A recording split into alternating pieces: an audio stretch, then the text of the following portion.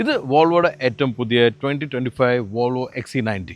വോൾവോയുടെ flagship മോഡലാണ് XC90.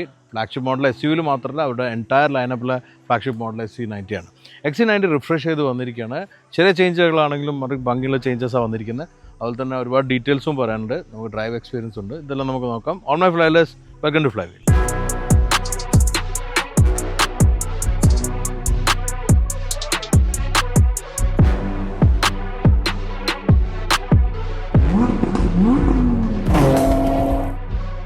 നമുക്കറിയാം Volvo വന്നിരിക്കുന്നത് സ്വീഡൻ എന്നാണ്. സ്വീഡനിൽ ഒരുപാട് കാർ മാനുഫാക്ചേഴ്സും ഇപ്പോൾ ഇല്ല, നേരത്തെ ഉണ്ടായിരുന്നു. ഏതാണെന്ന് നിങ്ങൾക്ക് അറിയാം? ട്രക്കും ഉണ്ട്, കാറും ഉണ്ട്. ഏതൊക്കെ അറിയാമെന്ന് നിങ്ങൾ കമൻറ്റിൽ വരാം, ഞാൻ ലാസ്റ്റ് പറഞ്ഞത്. എന്തായാലും വോൾവോ സ്വീഡൻ ബ്രാൻഡാണെന്നുള്ളത് വളരെ എവിഡൻ്റ് ആണ് അവരുടെ വണ്ടിയിൽ, പ്രത്യേകിച്ചും അവരുടെ ഡിസൈനിലും അവർ ഉപയോഗിക്കുന്ന ഫിലോസഫിയിലെല്ലാം. പിന്നെ വോൾവോയുടെ ആ ഒരു സ്വീഡിഷ് ഡിസൈൻ ഫിലോസഫി വളരെ ഫേമസ് ആണ്. വളരെ ഫേമസ് ആയിട്ടുള്ള പല സ്വീഡിഷ് എലമെൻറ്റ്സും ഉണ്ട്. അതിലൊന്ന് തന്നെയാണ് മിനിമലിസ്റ്റിക് അപ്രോച്ച് ഓൺ ഡിസൈൻ. വളരെ മിനിമലിസ്റ്റിക് ആയിട്ടുള്ള ലക്ഷറി ഡിസൈനും ക്രാഫ്റ്റിംഗും ആണ് വോൾവോ കീപ്പ് ചെയ്ത് വന്നിട്ടുള്ളത്. ഇപ്പോൾ ഈ പുതിയ XC90 നോക്കുകയാണെങ്കിലും ഫേസ് ലിഫ്റ്റ് ആണ് ബേസിക്കലി. അത് ഇൻ്റർനാഷണൽ മാർക്കറ്റിൽ കഴിഞ്ഞ വർഷം വന്നെങ്കിലും പല മാർക്കറ്റിലും ഇപ്പോഴാണ് എത്തുന്നത്. ഈ ഒരു അപ്രോച്ച് വളരെ എവിഡൻ്റ് ആണ് ഈ XC90. എന്തൊക്കെയാണെന്ന് നമുക്ക് നോക്കാം. എനിവേ വോൾവോനെ സംബന്ധിച്ചിടത്തോളം ലക്ഷറിക്ക് തന്നെ അവർ കൊടുത്തിരിക്കുന്ന ഒരു ഇമ്പോർട്ടൻസ് ഉണ്ട്. ആ ഇമ്പോർട്ടൻസ് ലക്ഷറിയും അവരുടെ കോർ എലമെൻ്റ് ആയിട്ടുള്ള സേഫ്റ്റി, അതുപോലെ തന്നെ പ്രാക്ടിക്കാലിറ്റി, ഫങ്ഷനാലിറ്റി അല്ല.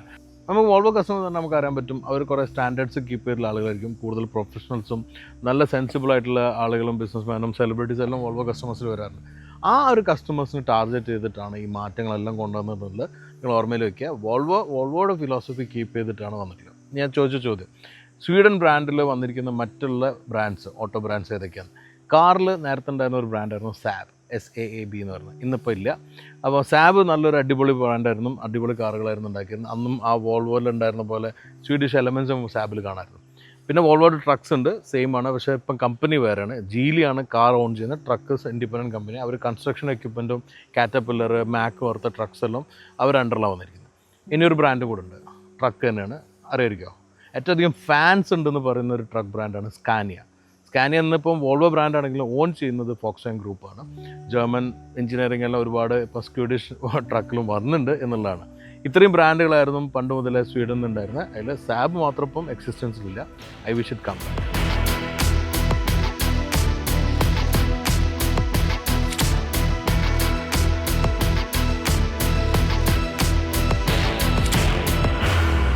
മേജർ ചേഞ്ച് വന്നിരിക്കുന്ന ഫേസിലാണ്. ആ ഫേസിൽ വന്നിരിക്കുന്ന ഗ്രിൽ ട്രീറ്റ്മെൻറ്റ് കംപ്ലീറ്റ്ലി മാറി.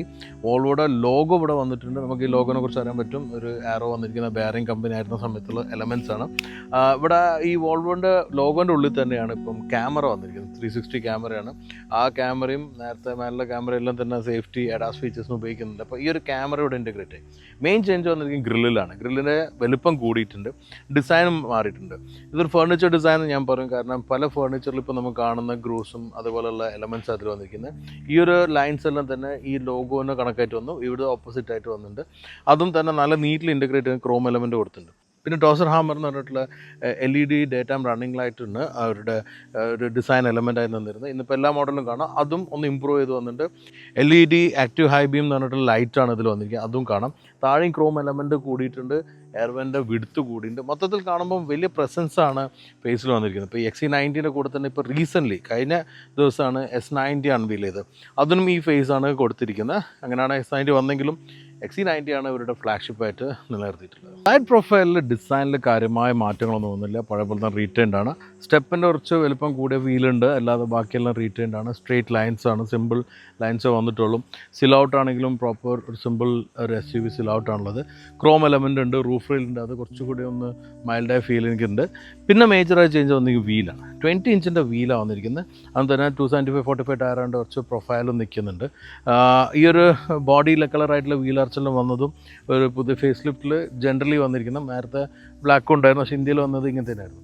അതുകൊണ്ട് തന്നെ വേറെ ചേഞ്ചസ് നമുക്ക് സൈഡ് പ്രൊഫൈലിൽ കാണില്ല. ഈ ഒരു വണ്ടിയിലാണെങ്കിൽ മഡ് ഫ്ലാപ്പ് ഉണ്ട്, അത് എക്സ്ട്രാ ആക്സസറിയിൽ വരുന്നതാണ്. അത് പലർക്കും ഉപകാരപ്പെടുന്ന ഫീച്ചർ പ്രത്യേകിച്ച് കേരളത്തിൽ.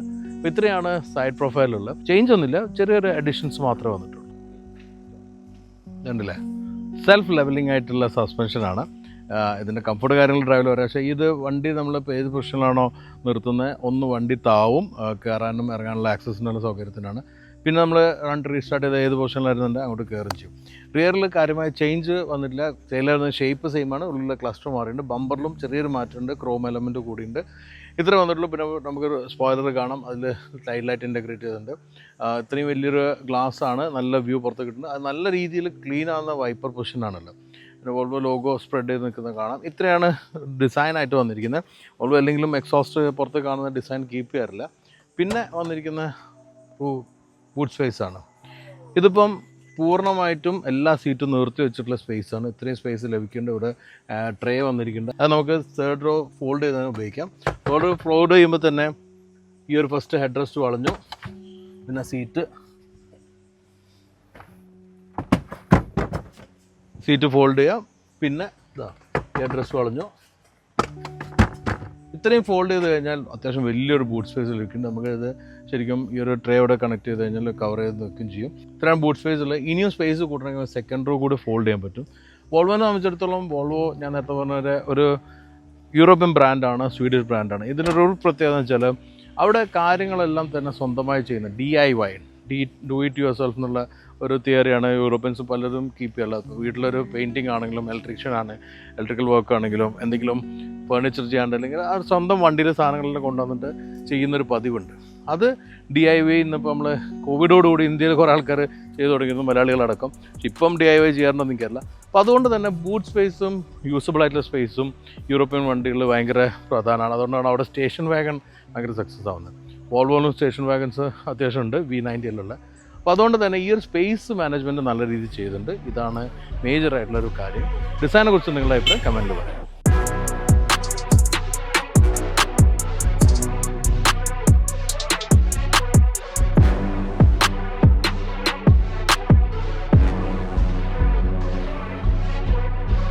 വോൾവോ XC90 ആദ്യമായിട്ട് വേർട്ടിക്കൽ സ്ക്രീന് ഒരു ലക്ഷറി ബ്രാൻഡിൽ വരുന്നത്. ഇന്നിപ്പം പലരും ഫോളോ ചെയ്യുന്നതാണ് നമുക്കറിയാം. പക്ഷേ ഫസ്റ്റ് വോൾവോ ആയിരുന്നു ഇൻട്രൊഡ്യൂസ് ചെയ്തിരുന്നത്, അത് XC90 പിന്നെ അവരെല്ലാ സ്ക്രീനിലും കൊണ്ടുവന്നു. ഇന്നിപ്പം പല ബ്രാൻഡും അത് ഉപയോഗിക്കുന്നുണ്ട്. ഇന്നിപ്പം വെർട്ടിക്കൽ മാത്രമല്ല ഹൊറിസോണ്ടലായിട്ട് ഇരിക്കാൻ പറ്റുന്നതെല്ലാം ഉണ്ട്. അതിൽ കുറേ ഗിമിക്കും ഫാൻസി എലമെൻറ്റ്സ് ആണ്. എന്തായാലും വോൾവോ പുതിയ റിഫ്രഷ്മെൻറ്റിൽ കൊണ്ടുവന്നിരിക്കുന്ന ഈ ഒരു സ്ക്രീന് വലുതാക്കുകയാണ് ചെയ്തിരിക്കുന്നത്. മുമ്പുള്ളതിനേക്കാളും കുറച്ചുകൂടി വലുപ്പം കൂട്ടിയിട്ടുണ്ട്. അതുകൊണ്ട് തന്നെ ഒരു ടാബ്ലറ്റിനെ പോലെ പുറത്തേക്കായിട്ടുണ്ട് സ്ക്രീൻ. നേരത്തെ കുറച്ച് ഉള്ളിൽ നിൽക്കുന്ന പോലെയായിരുന്നു. ഇതാണ് കാര്യമായിട്ടുള്ളൊരു ചേഞ്ച്, നമുക്ക് എവിഡൻ്റ് ആയിട്ട് നിൽക്കുന്ന, പെട്ടെന്ന് പ്രത്യക്ഷത്തിൽ കാണുന്ന ഒരു ചേഞ്ചുള്ളത്. പിന്നെ വോൾവോയുടെ ഒരു മിനിമലിസ്റ്റിക് അപ്രോച്ച് ഇൻറ്റീരിയർ ഡിസൈനിൽ നമുക്ക് കാണാം. ഞാൻ നേരത്തെ പറഞ്ഞ പോലെ വോൾവോ അല്ലെങ്കിൽ സ്വീഡിഷ് ഡിസൈനിലെല്ലാം കാണുന്ന കുറേ എലമെൻറ്റ്സ് ഉണ്ട്. അത് ഇവിടെയും റിഫ്ലക്റ്റഡ് ആണ്. ഫസ്റ്റ് ഓഫ് ഓൾ എത്രത്തോളം നിങ്ങൾക്കെല്ലാം അറിയാമെന്നുള്ള ഐക്യ എന്ന് പറഞ്ഞിട്ടുള്ള ഫേർണിച്ചേഴ്സ് ഉണ്ട്. ഐക്യ ഫേർണിച്ചർ എന്ന് പറഞ്ഞാൽ ഏറ്റവും സിമ്പിളായിട്ട് നല്ല ഡ്യൂറബിളായിട്ട് കുറേ നിൽക്കുന്ന നല്ല ഡിസൈൻ ഓറിയൻറ്റഡ് ആയിട്ടുള്ള ഫേർണിച്ചറാണ്. കാഴ്ചയുള്ള ഭംഗി മാത്രമല്ല അവർ നോക്കാറില്ല, പേർപ്പസും കൂടെ നോക്കിയിട്ടാണ് ഐക്യ ഡിസൈൻ ചെയ്യാറുള്ളത്. ഈ ഒരു എലമെൻറ്റ് നമുക്ക് വോൾവോ ഇൻറ്റീരിയറിൽ എപ്പോഴും കണ്ടുവന്നിട്ടുണ്ട്. പല രീതിയിലും നമുക്ക് റിഫ്ലക്റ്റ് ചെയ്യുന്ന ഞാൻ കാണിച്ചു തരാം. എന്തായാലും ഫസ്റ്റ് ഓഫ് ഓൾ ഒരു ഡിസൈനെ കുറിച്ച് പറയുമ്പോൾ മിനിമലിസ്റ്റിക് അപ്രോച്ച് നമുക്ക് കാണാം. മിനിമലിസ്റ്റിക് ലക്ഷറി അപ്രോച്ച് എന്നാണ് പറയാൻ. കാരണം എലമെൻറ്റ്സ് യൂസ് ചെയ്ത് മെറ്റീരിയൽ യൂസ് ചെയ്തതിൽ ലക്ഷറി വരുന്നുണ്ട്. എന്നാൽ എല്ലാം കാണുമ്പോൾ കുറച്ചുകൂടി ഐ പ്ലീസിങ് ആയിട്ടുള്ള മിനിമലിസ്റ്റിക് അപ്രോച്ചുണ്ട്. ഫസ്റ്റ് ഓഫ് ഓൾ നമുക്ക് കാണാവുന്ന ഈ ഒരു ഡാഷ് ആണ്. ഡാഷിൽ ഞാൻ പറഞ്ഞ സ്ക്രീന് പുറത്തേക്ക് വന്നതല്ലാതെ മുമ്പത്തെ ഡിസൈനിൽ ചേഞ്ച് ഒന്നും വന്നിട്ടില്ല. വെർട്ടിക്കലായിട്ടുള്ള എയർ വെൻ്റ് ഉണ്ട്, അതും നല്ല ഫ്ലോയിൽ തന്നെ വരുന്നത് എയറെല്ലാം. പിന്നെ ചുറ്റുമായിട്ട് 3 എലമെൻറ്റ്സ് നമുക്ക് കാണാം. 3 മെറ്റീരിയൽസും അതുപോലെ തന്നെ 3 കളർ കോമ്പിനേഷൻസും എല്ലാം വന്നിട്ടുണ്ട്. ഒന്ന് ബ്ലാക്കാണ്, ടോപ്പിൽ നിൽക്കുന്ന ലെതർ കവർ ചെയ്ത് നിൽക്കുന്ന ഡാഷ്ബോർഡാണ്. അതിൻ്റെ താഴെ നമുക്ക് ഫാബ്രിക് കാണാം. അതൊരു കുറച്ചൊരു യെല്ലോയിഷ് ഗ്രേ ആയിട്ടുള്ള ഒരു കളറാണ്. അത് കഴിഞ്ഞ് താഴെ ഒരു ഓപ്പൺ പോർ വുഡ് കാണാം, അതും ഒരു ഓക്വുഡ് കൈൻഡ് ഒരു കളറാണ്. പിന്നെ ഇവിടെ ബ്രഷ്ഡ് അലൂമിനിയം വന്നിട്ടുണ്ട്, വീണ്ടും താഴെ ബ്ലാക്ക് വന്നിട്ടുണ്ട്. അപ്പോൾ ഇങ്ങനെ 4 കളർ മെറ്റീരിയൽ കോമ്പിനേഷൻസാണ് ഇവിടെ ശരിക്കും റിഫ്ലക്റ്റ് ആകുന്നത്. അത് നല്ല രീതിയിൽ ബ്ലെൻഡ് ചെയ്ത് പോയിട്ടുമുണ്ട്. അതാണ് മെയിനായിട്ടുള്ള ഒരു കാര്യം. ഇത് വോൾവോയുടെ ഒരു ഡിസൈൻ ഒരു മികവായിട്ട് തന്നെ ഞാൻ കാണും. കാരണം 3 മെറ്റീരിയൽ 3 കളറിൽ 3 രീതിയിലാണെങ്കിലും ബ്ലെൻഡ് ചെയ്യാൻ എടുത്തിരിക്കുന്ന എഫേർട്ടാണ് ഈ ഒരു ഡിസൈൻ്റെ ഒരു മെയിൻ അട്രാക്ഷൻ. പിന്നെ മെയിനായിട്ട് നമുക്ക് കാണാവുന്ന മറ്റൊരു കാര്യം എന്ന് പറയുന്നത് സ്റ്റിയറിംഗ് വീലാണ്. സ്റ്റിയറിംഗ് വീലാണെങ്കിലും മുമ്പത്തെ വോൾവോയിൽ വന്ന പോലെ തന്നെയുള്ള XC90 ഉണ്ടായിരുന്ന അതേ സ്റ്റിയറിംഗ് വീലാണ്. ലെതർ റാപ്ഡാണ്, ആ ഒരു ഷേപ്പെല്ലാം അങ്ങനെ കീപ്പ് ചെയ്തിട്ടുണ്ട്. മൾട്ടി ഫങ്ഷനാണ്. സ്വിച്ചസ് എല്ലാം തന്നെ നമുക്ക് ഈ ഒരു ബ്രാൻഡിൻ്റെ രീതിയിലുള്ള, മറ്റുള്ള ബ്രാൻഡിന് ഡിഫറെൻ്റ് ആയിട്ടുള്ള, പക്ഷേ എല്ലാം തന്നെ നീറ്റായിട്ട് കീപ്പ് ചെയ്തിട്ടുണ്ട്. പിന്നെ സ്ക്രീന് മറ്റൊന്ന് വന്നിരിക്കുന്ന ഇൻസ്ട്രുമെൻറ്റ് കൺസോൾ, അത് കുറച്ച് വൈഡറായിട്ടുണ്ട്. അതിൻ്റെ ഗ്രാഫിക്സ് ഇമ്പ്രൂവ് ചെയ്തിട്ടുണ്ട്. ഇതിൽ വന്നിരിക്കുന്ന ബോക്സ് ആൻഡ് ബ്ലിക്സിൻ സൗണ്ട് സിസ്റ്റമാണ്. നേരത്തെ ഉണ്ടായിരുന്ന പോലെ തന്നെയാണ് അതിൻ്റെ പ്ലേസിങ്ങും ട്വിറ്റർ സെൻറ്ററിൽ വന്നതെല്ലാം തന്നെ നേരത്തുള്ള പോലെ. പക്ഷേ അതിൽ വന്നിരിക്കുക ഗ്രില്ലിൻ്റെ ഡിസൈനിൽ കുറച്ച് മാറ്റം വന്നിട്ടുണ്ട്. അത് നല്ല റെസൈറ്റിൽ കൊടുത്ത് മെറ്റൽ ഫിനിഷിലും കൊടുത്ത് കുറച്ചൊരു പ്രീമിയം ഫീൽ ലഭിക്കുന്നുണ്ട്. പിന്നെ ഡാഷിൽ മിനിമലിസ്റ്റിക് ആണ് സ്വിച്ചസ് എല്ലാം. എല്ലാ കൺട്രോളും ഈ ഒരു സ്ക്രീനിൽ തന്നെയാണ്. ഇൻഫോർടൈൻമെൻ്റ് ആണെങ്കിലും ക്ലൈമറ്റ് കൺട്രോൾ ആണെങ്കിലും സീറ്റ് കൺട്രോൾ ആണെങ്കിലും ഡ്രൈവ് മോഡ്, ഇങ്ങനെ എല്ലാ ഫീച്ചേഴ്സും നമുക്കിവിടെ കൺട്രോൾ ചെയ്യാം. പുറത്ത് വന്നിരിക്കുന്ന സ്വിച്ച് ആ സൗണ്ടും അതുപോലെ തന്നെ ചാനൽ ചേഞ്ചിങ്ങും പിന്നെ അതുപോലെ തന്നെ നമുക്ക് പെട്ടെന്ന് വേണ്ട ഹസാർഡ്, ഡീഫോഗർ. പിന്നെ ഒരു സ്വിച്ച് നമുക്ക് കാണാവുന്നത് എന്തിനാണെന്ന് വിചാരിക്കണം, അത് നമുക്കിവിടെ ഈ ഒരു ഗ്ലോ ബോക്സ് തുറക്കാനുള്ള സ്വിച്ചാണ്. ഈ ഒരു ഗ്ലോ ബോക്സ് തുറക്കണമെങ്കിൽ നമുക്ക് ഇവിടെയുള്ള സ്വിച്ചിൽ തുറക്കാം. ഓരോരും ഈ ഗ്ലോ ബോക്സ് തുറക്കാനുള്ള ബട്ടണോ അല്ലെങ്കിൽ ഹാൻഡിലോ കാണാതെ അതിശയപ്പെടാറുണ്ട്. പിന്നെ ഇപ്പോഴും ഇവിടെ ഒരു മെമ്മറി കാർഡ് ഫിക്സ് ചെയ്യാനുള്ള ഓപ്ഷൻ ഇപ്പോഴും കൊടുത്തിട്ടുണ്ട്. പിന്നെ താഴേക്ക് വരുമ്പോൾ സെൻറ്റർ കൺസോൾ നീറ്റ്ലി അറേഞ്ച് ചെയ്യുന്നത്. ഇവിടെ ഒരു crystal like feel gear lever നോബിന് വന്നിട്ട് ഇവിടെയാണ് സ്റ്റാർട്ട് ബട്ടൺ വരുന്നത്. ഇവിടെ നമുക്ക് തുറന്നതിന് 2 കപ്പ് ഹോൾഡർ ഉണ്ട്. അതിൻ്റെ പുറത്തും കൊടുത്തിരിക്കുന്ന വുഡ് എല്ലാം നീറ്റാണ്. ഇവിടെ ഒരു ഗ്ലോ ബോക്സ് വരുന്നുണ്ട്. ചാർജിങ് ഓപ്ഷൻസ് ഇവിടെ വരുന്നുണ്ട്. 12 വോൾട്ടിൻ്റെ ചാർജർ ഉണ്ട്. പിന്നെ ഇവിടെ ഇൻഡക്ഷൻ ചാർജിങ് വന്നിട്ടുണ്ട്. ഇത്രയും നമുക്ക് ഈ ഏരിയയിൽ വന്നിട്ടുണ്ട്. പിന്നെ അഡീഷണലായിട്ട് ഹെഡ് അപ്പ് ഡിസ്പ്ലേ വന്നിട്ടുണ്ട്. അതിലും ഒരു മിനിമലിസ്റ്റിക് അപ്രോച്ചാണ് വോൾവോ കൊടുത്തിട്ടുണ്ട്. നമുക്ക് സ്പീഡ് മാത്രമാണ് നമുക്കിപ്പം കാണുന്നത്. പിന്നെ അടുത്തൊരു കാര്യമുള്ള വോൾവോൻ്റെ ഡിസൈൻ്റെ വലിയൊരു എലമെൻ്റായിട്ട് എപ്പോഴും ഞാൻ പറയാനുള്ള സീറ്റ് ഡിസൈനാണ്. സീറ്റ് പണ്ട് മുതൽ തന്നെ വോൾവോ ഓർത്തോപീഡിക് സർജൻസിനായിട്ട് കൺസൾട്ട് ചെയ്തിട്ട് ആ സീറ്റ് ഡിസൈൻ ചെയ്യാറില്ല. അത് ഈ ഒരു ജനറേഷൻ മാത്രമല്ല കേട്ടോ, അതിൻ്റെ മുന്നേത്തെ ജനറേഷനിലും എല്ലാം വോൾവോ വണ്ടിയിലെ സീറ്റുകൾ കാണുന്നുണ്ടാവും. നിങ്ങൾ നമ്മുടെ സ്പൈനൽ കോഡിൻ്റെ നട്ടലിനെ പോലത്തെ ഒരു ഷേപ്പിലാണ് കീപ്പ് ചെയ്യാറില്ല. ഈ ഒരു ഷേപ്പ് കീപ്പ് ചെയ്യുന്നുണ്ട്.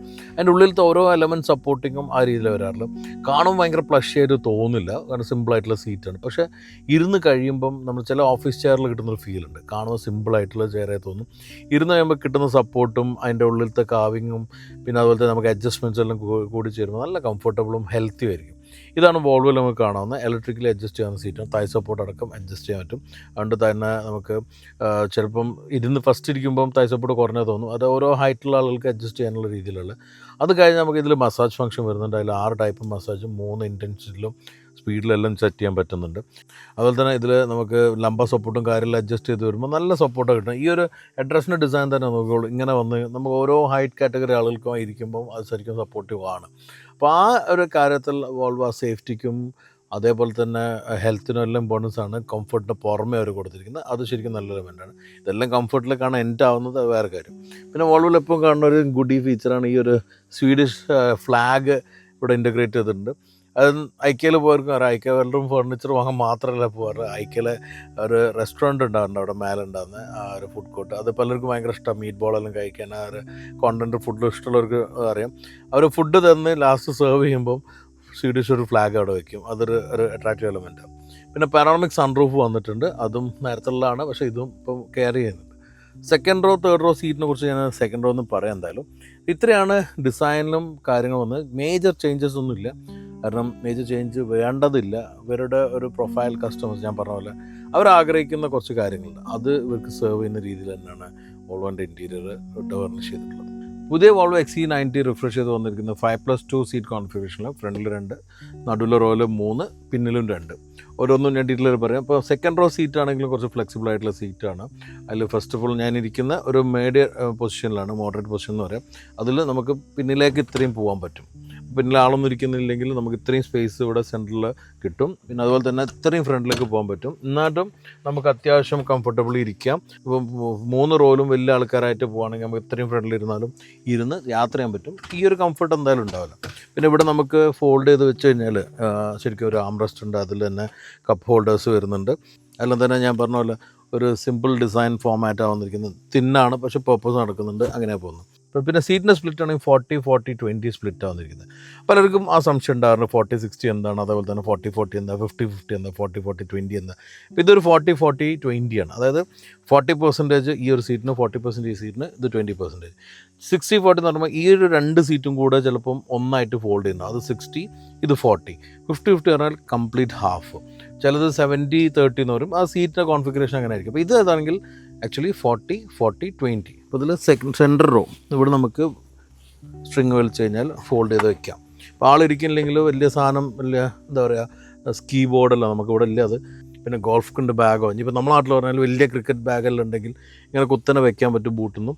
അപ്പോൾ ഈ ഒരു സ്പേസ് ശരിക്കും യൂസ് ചെയ്യാം.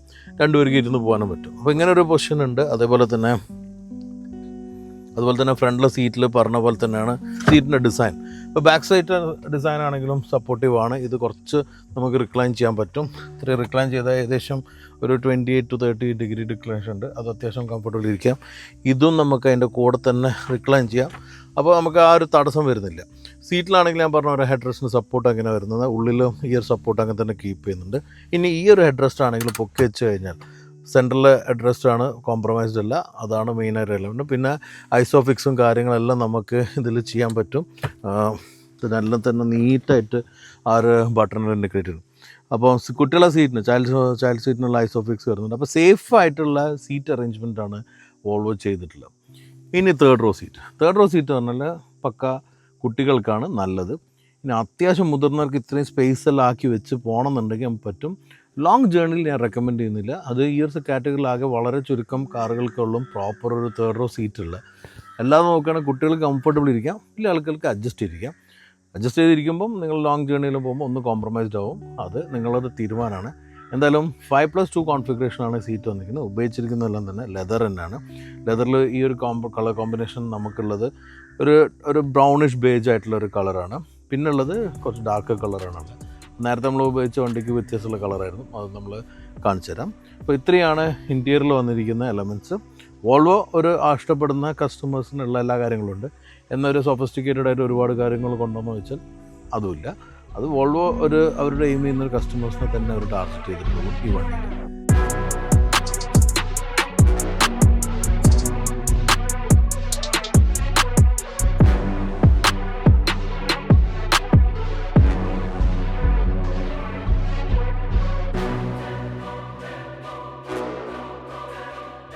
വോൾവോ X90 ഒരു ഫ്ലാഗ്ഷിപ്പ് SUV ആണെങ്കിൽ കൂടി ഇതിൽ വന്നിരിക്കുന്ന ഒരു 4 സിലിണ്ടർ എഞ്ചിൻ മാത്രമാണ്. വോൾവോ വലിയ എൻജിൻസ് ഇപ്പം ഡെവലപ്പ് ചെയ്യാറില്ല. ഇപ്പോൾ ഉള്ള എൻജിൻ്റെ ഒരു കപ്പാസിറ്റി പറഞ്ഞാൽ 2 ലിറ്റർ 4 സിലിണ്ടർ എഞ്ചിനാണ്. ഇതിൻ്റെ ഔട്ട്പുട്ട് വരുന്ന 250 HP 340 Nm ടോർക്കുമാണ്. വലിയ ഒരു ഫിഗേഴ്സായിട്ട് നമുക്ക് തോന്നുന്നുണ്ടാവില്ല എന്തായാലും. കാരണം ഇത് അങ്ങനെയുള്ള ഒരു ഹൈ പെർഫോമൻസ് വെഹിക്കിളായിട്ടല്ല വോൾവോ അവരുടെ ഈ ഒരു മോഡൽസിനെ കൊണ്ടുവരുന്നത്. അതിന് അവർക്കൊരു വേറെ ഡിവിഷൻ ഉണ്ട്. അതിനാണ് പോൾസ്റ്റാർ എന്ന് പറയുന്നത്.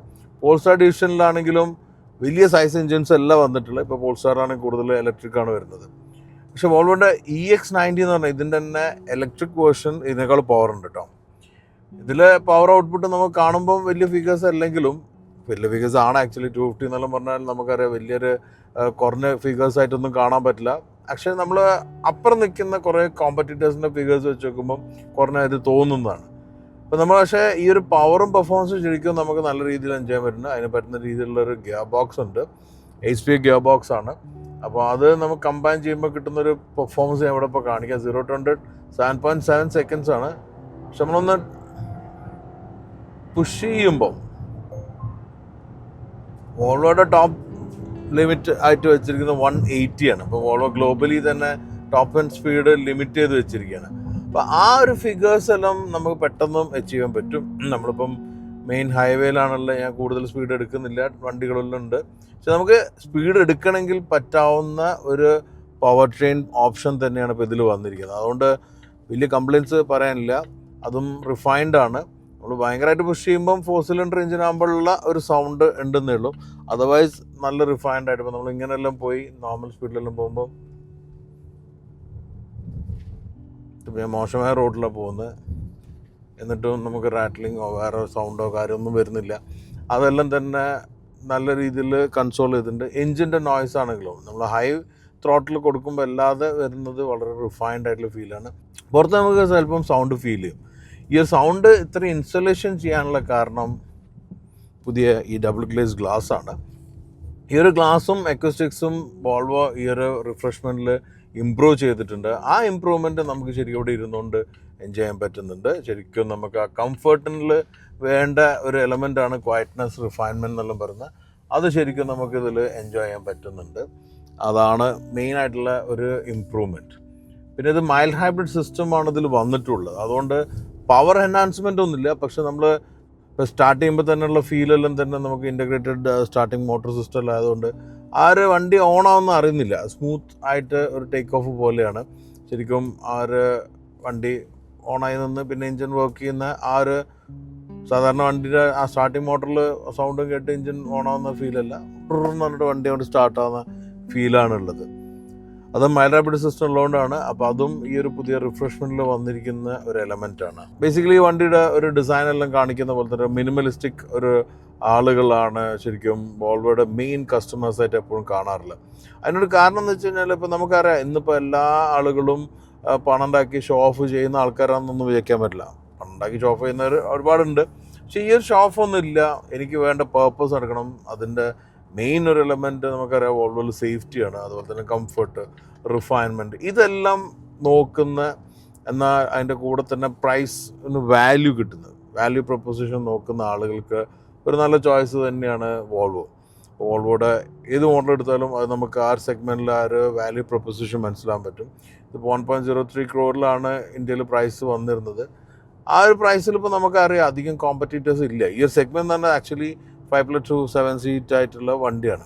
ഈ ഒരു സെഗ്മെൻറ്റിൽ ഒരുപാട് ഓപ്ഷൻസ് ഇല്ല. ഉള്ള ഓപ്ഷൻസിൽ എല്ലാം തന്നെ നേരെയുള്ള കോമ്പറ്റീറ്റേഴ്സിലും തന്നെ ഇതിനേക്കാൾ എക്സ്പെൻസീവ് ആണ്. അപ്പോൾ അത് നല്ലൊരു ഓപ്ഷനാണ് ആക്ച്വലി ഈ ഒരു പ്രൈസ് ബ്രാക്കറ്റിൽ വോൾവോ കൊണ്ടുവന്നിട്ടുള്ളത്. ഇനി മറ്റൊരു കാര്യമുള്ള ഇതിൽ ആ ഒരു പ്രൈസ് ബ്രാക്കറ്റിൽ ഈ ഒരു സെഗ്മെൻറ്റ് ഓഫ് ആൾക്കാർ കണക്കിലെടുക്കുന്ന കുറച്ച് കാര്യങ്ങളാണ്.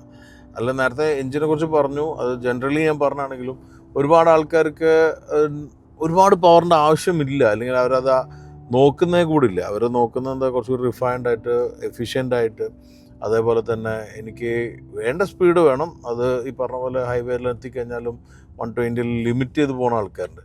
അവർക്ക് ഇത്രയും പവർ മതി. നമ്മൾ വെറുതെ പുഷ് ചെയ്യുന്നില്ലാത്ത ആൾക്കാർക്കെല്ലാം ഈ ഒരു പവർ തന്നെ ധാരാളമാണ്. അതിൽ ഹാപ്പിയാണ് അവർ. അതാണ് ഞാൻ മെയിൻലി കണ്ടിട്ടുള്ളത്. അപ്പം ഇങ്ങനത്തെ വോൾവോ കാർസ് ഉപയോഗിക്കുന്ന എനിക്കറിയാവുന്ന കസ്റ്റമേഴ്സ് ഉണ്ട്. അപ്പോൾ അവരെല്ലാം തന്നെ very happy with the car. അതാണ് ഒരു യൂസർ എക്സ്പീരിയൻസ് ഒന്നും കിട്ടിയിട്ടില്ല. ഇപ്പോൾ ഫ്ലൈവീലിലെ പാർട്ട്ണറായിരുന്ന ലിബിൻ പോലും വോൾവോ XC60 2 ജനറേഷൻ ഉപയോഗിച്ചിട്ടുണ്ട്.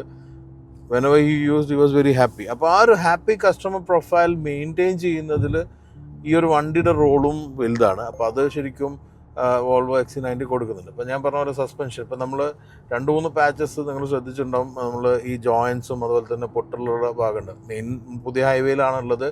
റോഡിന് പ്രശ്നമൊന്നുമില്ല. പക്ഷേ നമ്മൾ ഈ കണക്ഷൻ ആവുന്ന ഭാഗം, അല്ലെങ്കിൽ പുള്ളി പണി തീരാത്ത ഭാഗത്തുള്ള ഏരിയാസിൽ നമുക്ക് എന്തായാലും ആ ഒരു റാറ്റ്ലിങ്ങും കാര്യങ്ങളും ഫീൽ ചെയ്യണ്ട. അത് ഫീൽ ചെയ്യുന്നില്ല. സോ ഞാൻ പറഞ്ഞത് നമ്മൾ ഈ പറഞ്ഞ പോലെ സസ്പെൻഷൻ്റെ ഒരു സോഫ്റ്റ്നെസ് ആണ്.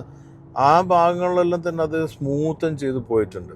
2 ഡ്രൈവ് മോഡാണ് ഇതിലുള്ളത്. ഒന്ന് നോർമലും പിന്നെ ഒന്ന് വന്നിരിക്കുന്ന ഓഫ് റോഡ് മോഡ്. അപ്പോൾ നമ്മൾ ഡ്രൈവ് മോഡ്സെല്ലാം തന്നെ നമ്മൾ സ്ക്രീനിൽ സെലക്ട് ചെയ്യണം. Standard and off road mode ഉണ്ട്. അതിൽ നമുക്ക് സ്റ്റിയറിംഗ് ഫീലും അതുപോലെ തന്നെ സസ്പെൻഷൻ ഫീലും കുറച്ച് അഡ്ജസ്റ്റ് ചെയ്യാം. ഒന്ന് സോഫ്റ്റ് ആക്കാം, ഫേം ആക്കാം. അപ്പോൾ സോഫ്റ്റ് സെറ്റിങ്ങിലുള്ള ഈ ഫേം ആക്കിയാലും ഒരു ഹാഷ് ആയിട്ടുള്ള രീതിയിലുള്ള സസ്പെൻഷൻ അല്ല ഇതിലുള്ളത്. അത് സ്റ്റിയറിങ്ങിലാണെങ്കിലും ഭയങ്കര ടൈറ്റാവുന്ന ഫീലല്ല. പക്ഷെ നമുക്ക് കുറച്ചുകൂടി സ്പോട്ടി ക്യാരക്ടർ ലഭിക്കും.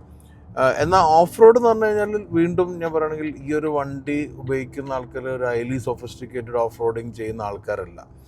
അത് അത്യാവശ്യ ഘട്ടത്തിൽ നമുക്ക് ഓഫ് റോഡ് ചെയ്യണമെങ്കിൽ വരുന്ന യൂസേജുകളേ ഉണ്ടാവുള്ളൂ. ഇപ്പോൾ പ്രത്യേകിച്ച് ഈ ഒരു വണ്ടി ഡെവലപ്പ് ചെയ്തത് സ്കാൻഡിനേവിയൻ കൺട്രീസിലാണ്, സ്വീഡനിലാണ്. സ്വീഡനിലെല്ലാം ഓഫ് റോഡ് എന്ന് പറഞ്ഞു കഴിഞ്ഞാൽ മെയിനായിട്ടുള്ള സ്നോയാണ്. സ്നോയിൽ ഉപയോഗിക്കുമ്പം നോർമലി ആ ഒരു സീസണിലെല്ലാം തന്നെ നമുക്കറിയാമായിരിക്കും. യൂറോപ്പിലുള്ള ആളുകൾക്കറിയാം, യൂറോപ്പിൽ പോയിട്ടുള്ള ആൾക്കാർക്കും. നമ്മളിപ്പോൾ ഒരുപാട് വ്ളോഗും കാര്യങ്ങളെല്ലാം നമ്മൾ കാണുന്നതാണ്.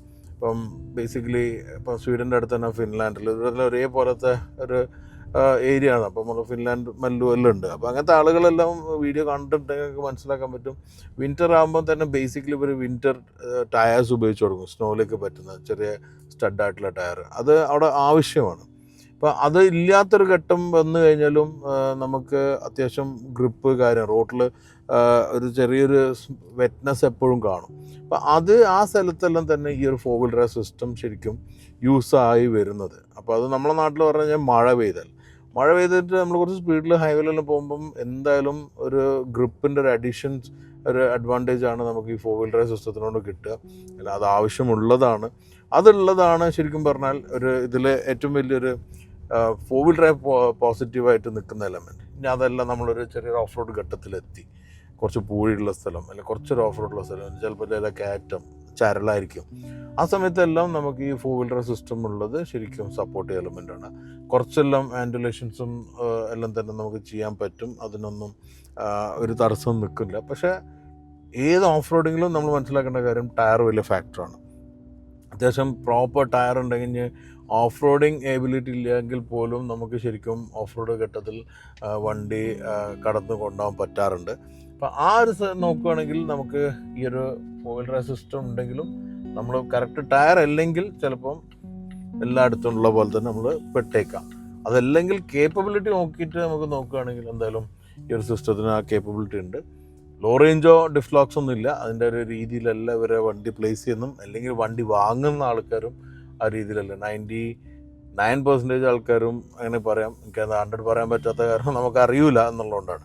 അല്ലെങ്കിൽ മനസ്സിലാക്കിയെടുത്തോളം ഓഫ് റോഡിലേക്ക് എന്തായാലും XC90 ഉപയോഗിക്കുന്ന ആളുകളല്ല. അപ്പോൾ അതപ്പോൾ ഇങ്ങനെയുള്ള എടുത്ത് പോകുമ്പോൾ നിങ്ങൾ തന്നെ കാണുന്നുണ്ട് പെട്ടെന്ന് തന്നെ പെർഫോമൻസ് ലഭിക്കുന്നുണ്ട്.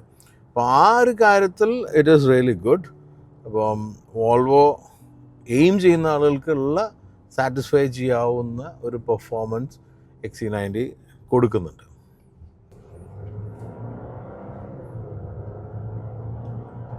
ഇപ്പോൾ ഹൈവേ കയറി സ്പീഡ് എടുക്കുമ്പോൾ തന്നെ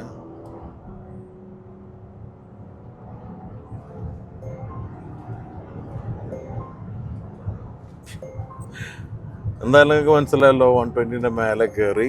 അപ്പോൾ അതുകൊണ്ട് ഞാൻ സ്ലോ ഡൗൺ ചെയ്യണം. ഒന്നാമത് ബീപ്പ് ചെയ്തുകൊണ്ടിരിക്കും മാൻഡേറ്റിൻ്റെ ഭാഗമായിട്ട്. അപ്പോൾ ഇങ്ങനെയുള്ള സ്പീഡ് എടുക്കുമ്പോഴും നമുക്ക് വേണ്ട ഒരു കാര്യം സേഫ്റ്റിയാണ്. And you know Volvo is always in the paramount of safety. ആ സേഫ്റ്റിനെ കുറിച്ച് പറയുകയാണെങ്കിൽ നമുക്കറിയാം. അപ്പോൾ അതിൽ ആക്റ്റീവായിട്ടും പാസീവായിട്ടുള്ള സേഫ്റ്റി സിസ്റ്റംസ് വോൾവോയിൽ വരുന്നുണ്ട്. വോൾവോൻ്റെ സേഫ്റ്റി ടെസ്റ്റിങ്സെല്ലാം ഇപ്പോൾ നമ്മൾ യൂറോ NCAP ഞാൻ കാണുന്നതിൽ ഏറ്റവും ടോപ്പ് NCAP ഉള്ള ഗ്ലോബലിനേക്കാളും. അപ്പോൾ അതിൻ്റെക്കാളെല്ലാം മേലത്തെ സ്കെയിലാണ് ഒരു ടെസ്റ്റ് തന്നെ ചെയ്യുന്നത്.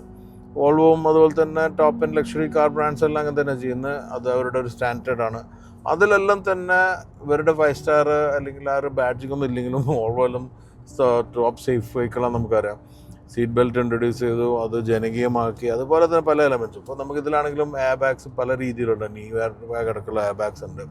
അഡാസിൻ്റെ ഫീച്ചേഴ്സ് വരുന്നുണ്ട്. ആ ഫീച്ചേഴ്സ് എല്ലാം തന്നെ സേഫ്റ്റി സപ്പോർട്ടിങ് ഫീച്ചേഴ്സാണ്. അപ്പോൾ നമുക്കിത് വോൾവോൻ്റെ സേഫ്റ്റിനെ കുറിച്ചിട്ട് ക്വസ്റ്റ്യൻ ചെയ്യേണ്ട കാര്യമില്ല.